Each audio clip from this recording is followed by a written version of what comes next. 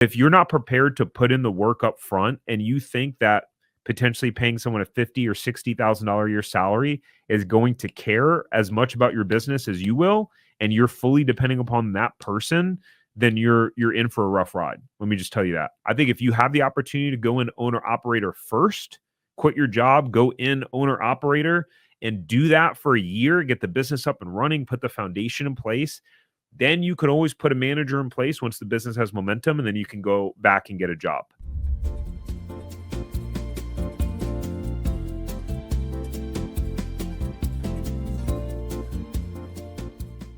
All right. So the first way to make money is as an owner operator. Pretty simple. You are the owner, you operate the business. That means you're full-time in the business. Doesn't mean you're managing the day-to-day, but you are full-time in the business, overseeing it, operating it. In my opinion, that's the best way to put yourself in a position to succeed and make the most money in the shortest period of time. Number one, you're going to have a lower labor cost, right? Because you're not paying someone to do that. You're doing it, and you're just going to be able to go all in on your business. So I think if you have the opportunity to go in owner operator first, quit your job, go in owner operator, and do that for a year, get the business up and running, put the foundation in place, then you can always put a manager in place once the business has momentum, and then you can go back and get a job. That was one of the things that I did. I quit my job, worked in the franchise first, got things up and running, put the foundation in place, made sure that the momentum was going, and then I went back to the workforce.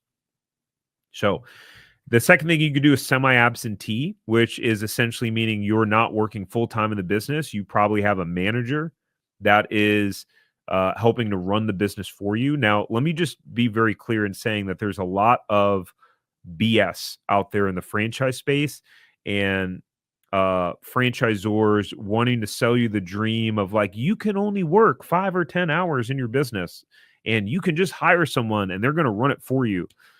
Guys, look, okay.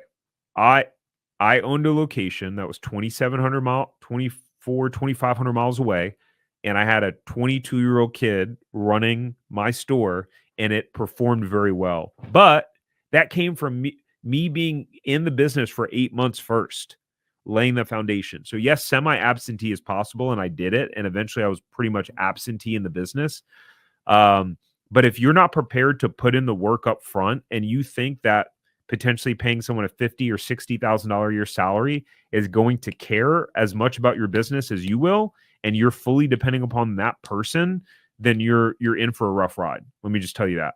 So there is a way to operate successfully semi-absentee, but make sure to go in with the mindset that you're still going to hustle and work hard and do whatever it takes, because that's the mindset you need to have.